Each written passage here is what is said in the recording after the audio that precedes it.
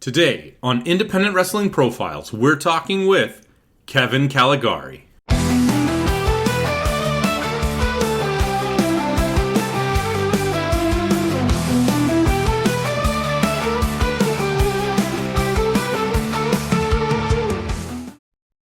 What is your earliest memory of being introduced to professional wrestling? Like I grew up, it was always sort of around. Like my dad grew up as a Hulkamaniac. He grew up in the golden age, so to speak. So you'd always hear him talk about Macho Man. He would do the Undertaker eyes a lot when I was a kid. It horrified me, absolutely horrified me. But just it was always slowly kind of around. The first time I remember really watching it, I was at my grandparents' house. My cousins put it on. They were a little bit older, so we were allowed to stay up late then. And they put on Monday Night Raw, and it was right before commercial. British Bulldogs walking down the hall in the jeans, that era. Love that era. And it just said, coming up next, the British Bulldog in action. Goes to commercial. And I was just amazed that I'd never seen someone that looked like that, right? Someone that like my dad worked construction. I knew a lot of big guys, but no one that looked like that. And I just kind of slowly watched it more and more, and here we are.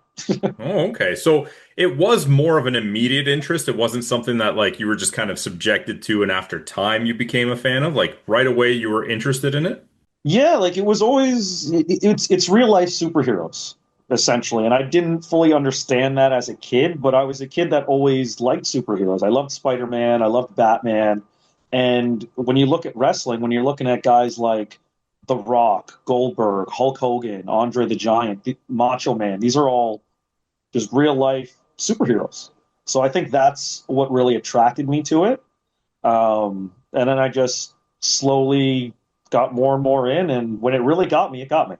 Okay. So during those early days, do you recall any particular performers that were really big catalysts for getting you interested in it, or maybe even particular matches where you watched that and you were like, that's it, I'm in? So maybe not specific matches. The one match that really stands out that got me, but this was after I had been watching it for a while. Hmm. My uncle had an old tape of SummerSlam '92. Okay. And little did I know, I'm pretty sure it was '92, Bulldog and Bret Hart. If I'm mixing up my dates, someone will correct me, I'm sure. But I watched that whole event. It was on VHS, so a bunch of it was shaky as hell. It had been played over and over. But the one thing that played through perfectly was Bulldog and Bret. And that match, I sat through it, just edge of my seat the entire time. So that was probably the first match that I really kind of fell in love with, so to speak. Okay. All right. And did that fandom carry through adolescence and teenage years, or did it kind of ebb and flow where you kind of lost touch with wrestling for a bit, but then got back into it? Because I know we all kind of go through a period where maybe it's not cool to like wrestling, and some of us will do it, in private or whatever, and others are lucky to have a group of friends that can experience with it. Like, was it a consistent thing in your life? For the most part, there was a time where I wasn't watching it, and it wasn't necessarily because I didn't want to. It was more so because where I was living, we didn't have TV, like we didn't have cable, so it wasn't really a possibility. It was a lot of time spending like instead of watching TV, we were watching movies. We'd watch DVDs. I would get DVDs of wrestling and watch those, but I wasn't really keeping up with the product for probably. I want to say it was like 2007 to about 2009. Okay. And then once I got access to it again, it was just straight through. All right. And was it a very early revelation for you that in the back of your mind you were like, I want to be involved in this somehow? I know we probably all grew up thinking, I want to be a wrestler. I want to be larger than life. I want to be one of these superheroes. But even later on, that kind of takes the form of a bit more of a realistic goal and things like that.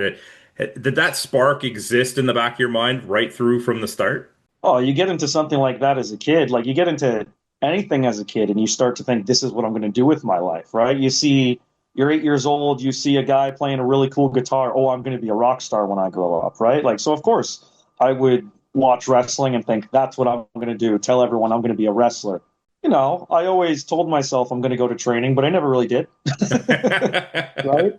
I grew up in, well, I didn't grow up, but after high school, I lived in Toronto. I could have gone to training. I just never did, right? So, um, I never really thought it was a possibility when it was realistic, so to Mhm. speak. It was always more like a fantasy, so to speak. Oh, wouldn't it be great to come out at WrestleMania? Everyone's chanting my name, that kind of idea, right? So, what are the events that lead up to you slowly making your way into the industry? Maybe it wasn't like a immediately thrust into it, but were you starting to attend shows, make connections? Like, you got to start to bridge that gap somehow. Do you recall kind of where that journey started to take form for you? So I actually I was pretty lucky in how I got my way into wrestling. A lot of people, they, like you said, they go to shows for years, they try to get on ring crew. I was lucky in the sense that I knew someone who I unknowingly they were involved in running one of these promotions. Okay. They were an old friend of mine from high school. I Mhm. would see them post on Facebook about Pro Wrestling Ontario. And one day I just ran into them and I was like, what are the chances you need a commentator?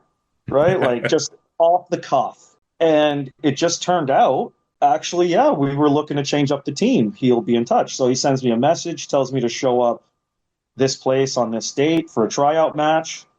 And that's pretty much just how it started. So I gotta ask, there's a lot of confidence in that type of thing, and I'm saying this with full positivity, but where does that come from? Did you have like a background in any sort of speaking on the radio, podcasting? Was it just kind of riffing on matches with friends at home? Like, where do you get that belief or that desire to just do commentary specifically? It was more, so it was sort of a joking, not joking when I said it, right? Okay. Like I didn't really think it fully through, but it was also like, hey, wouldn't it be cool? Right? Wouldn't that be cool to do that? So it wasn't something that I was really thinking too far ahead on. Just spur of the moment, ask the question. I'd always been intrigued, like, but it was never something I meant to dive full on into in the beginning, so to speak. Once it started, it was sort of like, okay, now did I bite off more than I can chew, or am I going to be able to keep up? Right, put your money where your mouth is, so to speak. Okay, so do you remember anything about that trial match? Maybe any sort of research that you did beforehand, any nerves going into it, maybe even details on what the match was. Like, how did that actually play out for you? So the first match was it was a pre-show for Pro Wrestling Ontario, House on Fire, February 2020. The match was Randy Bino versus Matt Cash. Okay. Uh, I came in as someone who knew very little or next to nothing about local wrestling. Okay. I knew a lot about WWE. I knew a lot about Ring of Honor, a lot of the promotion, like the bigger national promotions. Indie wrestling, I didn't know a thing. So I knew what the match was. I looked into the guys. Okay, Bino's got a Golden Glove boxing background. He's way bigger. How can I apply this to a guy who's known for hardcore wrestling? And then the rest of it was really, I'm going to try to talk to these guys the day of, see if they have any info for me, see if like, is there any story they need me to tell?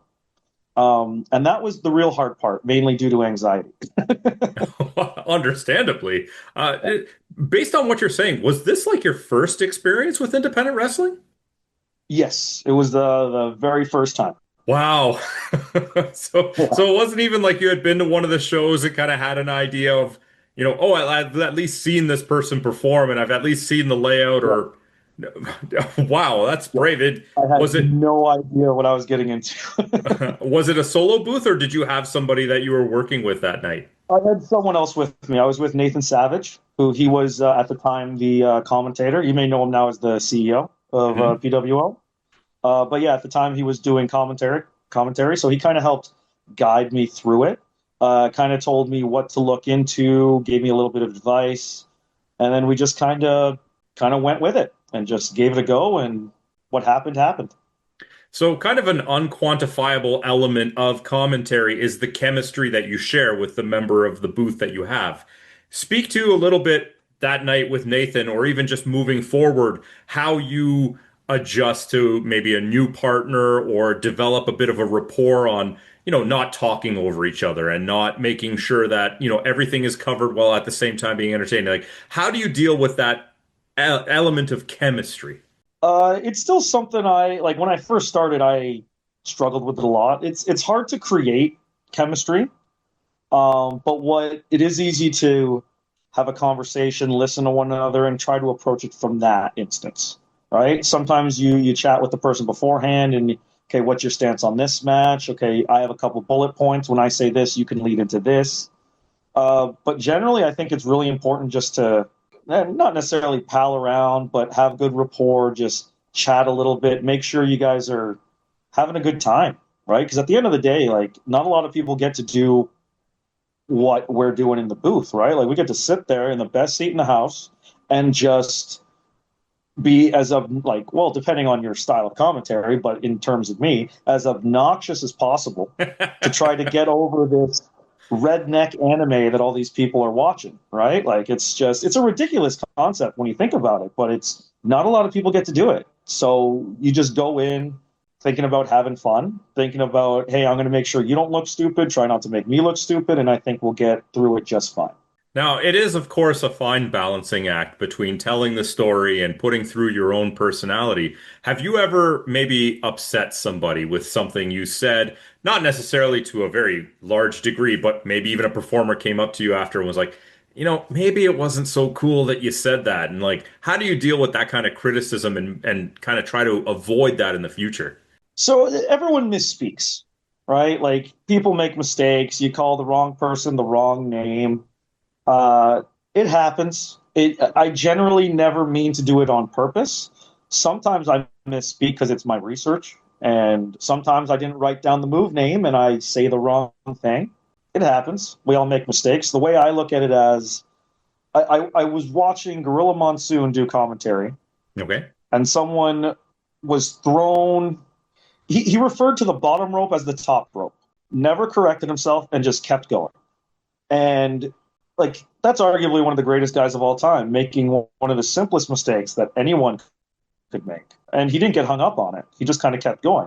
Now, of course, if you're saying something that offends someone, that offends one of the competitors, that's a different story, right? Like, I have had an instance where there was a miscommunication on the meaning of a word that I had Okay. used. They thought it meant something different than what I believed it to mean. Hmm. So that was just a misunderstanding. I've never had anyone come up and be like, "How could you say this? How you're burying me?" I've never had that sort of situation. Not to my face. All right. Well, let's shift to the more of the positive. Can you think of some matches that maybe early in your career really stood out as milestones where you were like, I can't believe that I am doing this right now and talking about this person and like just kind of caught in a surreal moment of I didn't think that I would ever be actually announcing this match, for example. So there's two that come to mind immediately. The first one is Gabriel Fuerza against Shelton Benjamin. Wow. When like, Shelton Benjamin was it for me. When it came down to like solid mid card wrestlers, we all had one, and for me, it was always Shelton. And then when that match was announced, I had to kind of, the little kid in me was coming out, right? Hmm. Like, I was like, I'm going to get to call one of the guys I grew up watching. Ridiculous. And then I called the match. It was, of course, it's Fuerza and it's Shelton Benjamin. What do you think it's going to be? It's like, those guys know what they're doing. Yeah. So it was a great match. I got to talk to him a little bit afterwards, a little bit of verbal diarrhea, which was kind of awkward on my part, but he was cool as hell. And from a fan standpoint, I would say that one's worth a mention. The one that is arguably the most exciting match I've called Mhm. would have to be Justin Sane versus Leighton Buzzard. It Okay. was Justin Sane's retirement match. Wow. And the Germania Club was absolutely packed. I had never seen that many people in that place.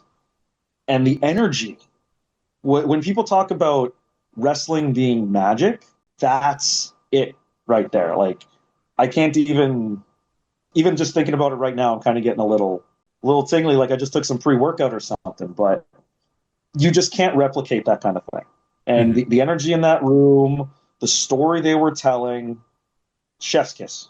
Okay. So you kind of made a reference there to suppressing a little bit of a fandom. And I'm curious because, I go to a show and I even sometimes have to put my phone away because I'm trying to grab some pictures or anything like that. And I want to be able to just be caught up in the excitement of the match and the enjoyment. Have you ever had yourself kind of feeling like, man, I wish I wasn't necessarily doing commentary because I just want to be able to take this in fully? Or has there ever been a time where you kind of even didn't realize how magical the match that was taking place was because you were just so focused on the task at hand. Like, do you ever have difficulty balancing that professional side and the fandom side? I try to use the fandom to a certain extent. Hmm. When it comes to, like, I approach commentary from the standpoint of I'm just a fan. I'm just a guy who's sitting in the seat, but it just so happens that in front of me is a desk with a microphone that is recording what I'm saying. Uh, I also, but again, it is the balancing act. You have to make sure you don't fall too much into it because then you might lose your train of thought. But at the same time, that's part of it, right? If the commentator is supposed to represent the audience and is supposed to be that link between the audience to the wrestlers, and the audience is getting lost in it, shouldn't the commentator also replicate that to a certain extent? Absolutely. And that's kind of how I see that aspect of things, right? But it's all perspective at the end of the day. No, no, I get it. But I mean, as a fan, I don't have to worry about my persona, for example, right? If I'm trying to be the obnoxious, loudmouth person and there's a character that I'm supposed to be telling a story of disdain towards, I can't just be in awe constantly of what they're doing in the ring because at the end of the day, it's just an amazing match that's taking place. So I consider that to be, from an outsider standpoint, a bit more of a challenge of the commentator's role is to also stay within your character as well. Well, like there have been instances in the past where it's not necessarily losing the character aspect of it because I wouldn't necessarily call what I do being a character. It's more so how I'm speaking, how I'm viewing the match, where my tone of voice is, so to speak. But there are definitely moments where, like, probably the worst thing is if I think someone's actually been injured Mhm. and I still have to call the match. That's probably the thing that takes me out the most. Is Okay. oh, is this guy okay? That looked a lot more snug than it should have. But you got to just keep on trucking, keep on going with it, and 9 times out of 10 they're fine. They're It's just that selling 10th it really time. well. No, Exactly, exactly. But that's then I'm just a fan getting caught up in it too, right? yeah, but you also have a much bigger hand in the human element of it. When the show ends, you are still interacting with these people, and if there is an injury, that's going to be a little bit more to you than somebody who just goes home and never thinks about it again. So I can understand what you're saying there. Let's talk about bucket list items. Where Oh would yeah. you like to see your career go next? Whether that's be expanding to other companies or performers that you are just absolutely eager to call one of their matches that you just haven't had an opportunity to do so. Like, what do you want to knock off the bucket list in the more immediate future? Um, I've been pretty fortunate in that I try to set certain goals every year. Mhm. And more often than not, I've been able to accomplish them. Sometimes it's as simple as I think going into like my third or fourth year, it was I just want to call a cage match. Oh, Easy, okay. right? Other times it's I want to work for this specific promotion. I think the next step for me would be to see if I can do anything outside of Ontario, whether Okay. it be something in the States, whether it be, Quebec, out east.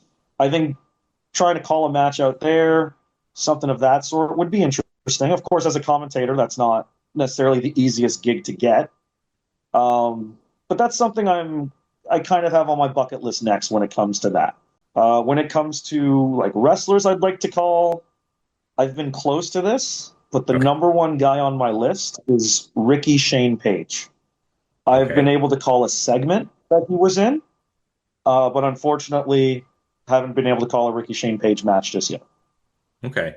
So don't confine yourself to reality. Let's do the dream match question. You can Okay. commentate a match for any performers that are lacing up their boots today. Don't worry about status, company, anything. Who are the Okay. two people that you would love to tell their story the absolute most? Or tag teams, or maybe if it's not just Yeah. individuals. First one that comes to mind is William Regal. Oh, That's an easy pick for me. Um, just the way he applies holds, the way he kind of maneuvers around people. I think that's really intriguing for me as a commentator to try to not only explain but also to keep up with. Right? Like, do I know the name of all these holds? Am I able to name all the transitions, all that kind of thing? Right? mhm. As a When it comes to who he'd be up against, that's the tough part. Okay. Um, I think someone like it's easy to say someone like Undertaker because I love the Undertaker, Mhm. right? But I think maybe William Regal versus let's do Owen Hart. Oh, wow. Okay. Yeah. I think that So, would be Owen or Brett, either of the two. okay. Well, I mean, you could always say Chris Jericho, then you only have to remember armbar. Uh, Yeah, but then I'd have to come up with a different name for each armbar. You see, oh, if they're not giving me a name, I got to come up with something. okay. So the actual nature of the question though was performers that are still active. So I love hearing, Okay, okay, Regal and Owen Hart, but you never say never in the industry. Maybe it's unlikely, okay, but who's actually still performing today anywhere that you would also okay. like to do a commentary for? Okay. People wrestling today, AJ Styles, Okay. and you know what? Heck it, AJ Styles and Samoa Joe. That match would be so much fun to call, whether it be today, whether it be 10 years ago. Those are two guys that I've always loved. So being able to call a match for those two competitors, fantastic.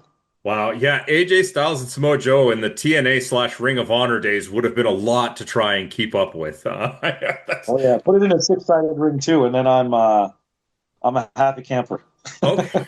Actually, speaking of six-sided rings, have you ever had to do something that's a drastic adjustment to a normal match, like a six-sided ring? Obviously, you did your first cage match, but that's not too far out of there. Death matches, like not necessarily a type, but is there any stipulation, any sort of objectives that you've had to really adjust to in order to fit the storytelling? So I think this was I can't remember. Oh, it was Extreme Warfare, New School Wrestling and Extreme Warfare.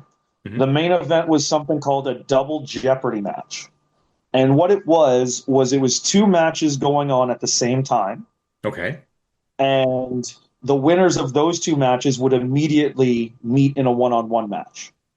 Okay. So when that was announced, I'm thinking to myself, do I have to call two matches at the same time? Well, that's what How it am I sounds going to do like. that? Yeah. Like, exactly. It ended up not being because realistically, it was a fatal four-way match where just two guys are just wrestling each other and not really going against the other, right? Hmm. So it wasn't as much of a transition or adjustment as I thought it would be. But going in, that's probably the first time that I was like, okay, how am I going to be able to handle this one? Especially because I didn't have a commentary partner for that show. So it was it was intriguing. Oh, okay. Is it challenging to do a solo booth? Because you're kind of riffing with yourself and there isn't that give and take. I wouldn't say so. I actually, to a certain extent, I prefer doing it solo. Not prefer, but it's different stakes, so to speak. So I liken it to when I was playing in bands, I would also do solo music, and I always felt less pressure when it was just me. And I feel like it was more of if I make a mistake and it's me, I can cover that up, right? I can figure something out. I can stand to that. I don't have to worry about that. But like if and this isn't me calling out anyone or saying anyone else is doing a bad job, Mhm. but if someone else makes a mistake, is it up to me to cover it up, right? Do they cover it up themselves? How do we deal with that aspect, right? It can be a little awkward to deal with sometimes. So from that standpoint, if it's just me, I can literally just it's generally a very straightforward commentary. It's focused just on the action, maybe the odd pop culture reference, but it's just straightforward to the point. Um, and depending on what you're into, I'm sure some people appreciate that aspect. Okay. What about branching out of commentary? Have you had any desires to be involved in the industry in any other capacity? I know, not everybody's going to have like a rivalry like Michael Cole had, but even just, getting out from behind the booth and taking a bump if the storyline calls for it, or uh, special guest refereeing, or even just backstage stuff. Like, what other elements of the wrestling industry would you like to branch out to, or even, would consider branching out to if the opportunity arose? So I've dabbled into a couple. More recently, I've been doing a bit more ring announcing. Okay. So that's been a lot of fun to deal with. You kind of feel like you're with commentary. It doesn't, and this is maybe my ego talking when I say this, but with commentary, you don't. I don't personally feel like I'm as much a part of the show, Hmm. um, in the sense of no one's reacting to what I'm saying, right? Like I'm just a guy in the corner talking about what's going on the show. But when I'm ring announcing, I feel a bit more like they're actually reacting to me. I feel a bit more in it, so to speak. I've dabbled in refing. That was an interesting 3 matches. Uh, I wouldn't mind giving managing a go. Um, but realistically, like I think the right answer, or not the right answer, but I think the best way to go is anything and everything. Like if there's something I can contribute that can help a story or that can help the show, even if it's just setting up the lights, right? Like everything needs to be done on a show. There's no job that's not important. So why not know how to do a little bit of everything? Hmm. Hmm. Okay, so one last question that I want to ask you. I ask everybody this question. We can definitely cater it towards a non-performer role, but if you were able to go back and give yourself some advice for those early days when you were starting out, or even just some advice when you were debating getting into it, though you didn't seem to lack for confidence to do that pursuit, that might help somebody who today is maybe thinking, hey, what other avenues can I pursue outside of being a performer? What would be kind of the most important piece of advice that you would want to hear that maybe would help somebody right now? Um, I would probably say find your talent, find what you're good at, and learn how to apply it to what you enjoy doing. Um, that can take a lot of different forms, but that's a very broad way of looking at things. But that's kind of how I look at it. How can your skill set contribute the best to whether it be the world, whether it be just your job, whether it be, just trying to help someone have a good day? Use your skill set to do the best job possible, and the rest will come. And that's it. Slowly but surely, you'll get there.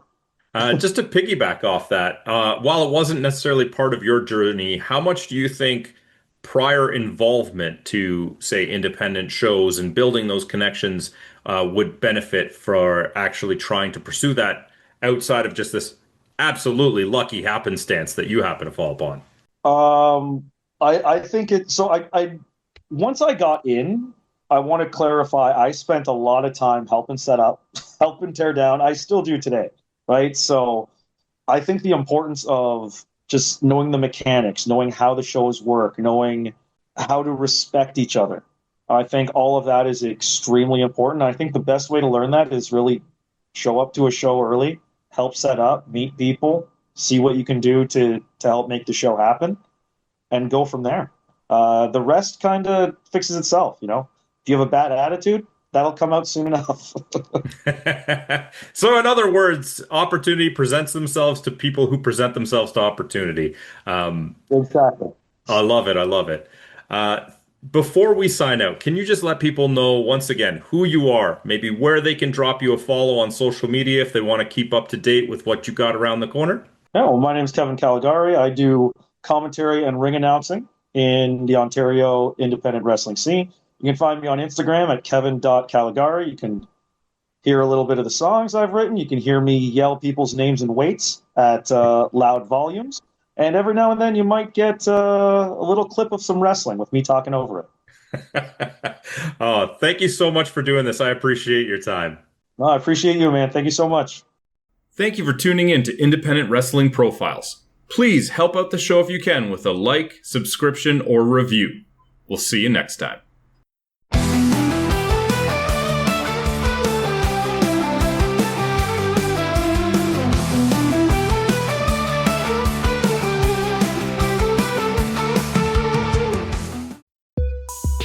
This program is a proud part of the Swear to Pod Network.